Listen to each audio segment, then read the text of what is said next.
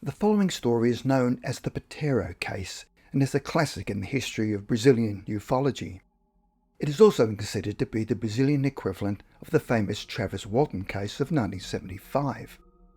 On the night of May the 22nd, 1973, O'Nilson Patéro, 41, and married with 2 children, was driving in the direction of Itajobi in the north of the state of Sao Paulo. Patéro was a bookseller and was driving home in his 1976 blue Opala car from the city of Oswaldo Cruz, where he'd been working. He left Oswaldo Cruz around 11 p.m. and had planned to drive 280 kilometres to Catanduvas, where he lived. At around 2:55 a.m, he passed over a bridge in Avandadava, approximately 150 kilometres from Catanduva, and came across a young man hitchhiking. He decided to give the young man a lift and described him as having short fair hair with blue eyes. The young man said his name was Alex and that he was not from around these parts. Patéro then offered him a cigarette, but the young man said that he did not smoke. Patéro claimed that the young man was carrying a silvery object that looked similar to a cigarette box, which he kept close to his body. When they were about 25 miles from Catanduva, Patéro stopped for a coffee, and the young man drank mineral water. When they continued their journey, Alex asked Patéro a few questions, such as his education level, his lifestyle, and how long he had lived in Catanduva. Patéro then asked the young man what he did, and he said that he worked on providing services. During their conversation, Patéro told him where he lived, including the street name and house number. At the start of their journey, the young man said that he was heading to Catanduva, the place where Patéro lived. Then during the trip, when they were on the Washington-Nui Highway and close to Catanduva, the young man changed the name of his destination and said that he remembered that his destination was not Catanduva, but Itajobi, that was 18 kilometres away, where he was hoping to find work. Patéro offered to drive him there, but the young man declined. The young man then thanked him for the ride and said, "One of these days I will pay you a visit," and remembered the address Patéro had given him. He then asked to be dropped off at a deserted location, where at that time of day there was no transportation available, and added to the fact that it was raining. Patéro insisted on taking him to Itajobi. When they arrived at their destination, he dropped Alex in the centre of town. Patéro refused any money that the young man had offered, but Alex placed 50 cruzeiros in Patéro's shirt pocket. They then farewelled each other and Patéro headed for home again. He checked his watch and found that it was around 3 a.m. When he was about 7 kilometres from home, unusual things started happening where the volume of his car radio suddenly went down and then the car's engine started to cut out. Then a circle of blue light started moving slowly over the car before lighting up the dashboard. Patéro initially believed it was an optical illusion caused by the moon before realising that the weather was overcast and raining, so there was no moon in the sky. The circle of light then shone down on the road ahead of him. He feared the light may have been an oncoming truck and started to flash his headlights to warn him. However, the light got brighter and was forced to cover his eyes from the glare. When he looked ahead, he could see that there was no vehicle approaching, but what he did see was a craft hovering about 9 metres above the road, about 14 metres away.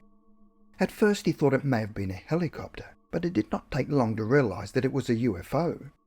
He described it as looking like 2 soup plates welded together. The object had no notable features on it. It was about 6 metres high and 9 metres wide. The inside of the car felt extremely warm, and as he got out, he found that it was also very hot outside. He then saw a tube come down from the bottom of the craft towards him, and he started to run. He had not got very far when a type of lasso had suddenly ensnared him. He described the sensation as touching fire, although he could not actually see what it was that was holding him. He looked towards the car and noticed that the object was close to the car and illuminating it. He was shocked to see that his car was now transparent like glass. He then lost consciousness. A short time later, 2 young men who had been driving their combi from Itajobi came upon an unconscious Patéro lying face down on the road next to his car. The driver's door was open and the headlights were on. Young men called the police, and at around 5 a.m, a policeman by the name of Travis Walton arrived at the scene. he found a road map of northern Brazil beside the car, and when he inspected inside the vehicle, he could see that a suitcase had been opened and ransacked. This later surprised Patéro because he claimed that he'd locked the suitcase and the key was still in his pocket, and the map should have been inside the car. When Officer Quiros walked over to examine Patéro, he was surprised to see that he was still alive, and as he tried to turn over Patéro, he immediately woke up and struggled with the officer. When he realised that it was a policeman, he said, "They want to catch me." When he was able to compose himself, he identified himself and was able to tell the policeman everything that had happened. The policeman believed that Patéro had been the victim of an epileptic attack and took him to the emergency room of Santa Casa de Catanduva, where he was seen by a doctor called Dr. Elias Aziz Chediak. Patéro underwent clinical examinations, neurological and psychological tests, where they found nothing unusual. A strange observation by everyone involved in the incident were curious by the fact that although Patéro was driving in heavy rain, how is it that both his car and Patéro himself were dry? When Patéro's wife was called to pick him up from the hospital, when she arrived, she was shocked to find that his hair was now black instead of brown. However, his natural colour came back 4 days later. Another physical disorder that troubled Patéro was a strange itch that appeared around his abdominal region, along with blue spots on his hips and buttocks which turned yellow but later disappeared. The doctor could find no cause for the symptoms, and he was in perfect health considering what he'd been through. Patéro later underwent regressive hypnosis, which revealed and confirmed that he'd been abducted. Almost 1 year after his first abduction, on the 26th of April 1974, Patéro was driving home one night when his car engine again cut out and a beam of light shone down onto his car, making it transparent, just like before. He was subsequently taken on board the craft, and to his utter surprise, inside was Alex, the young hitchhiker. Alex told him not to be afraid. Patéro was taken to an amazing laboratory where Alex asked him to remove his clothes. This was followed by a detailed examination by beings who he described as humanoid, but they never spoke. After that, his hands and feet were secured by steel rings before being placed inside a long case. As this was taking place, he observed 3 men walk by, and one of the men was an exact replica of himself, who was wearing the same clothes when he was first abducted. That was all Patéro remembered until he awoke at the top of a hill.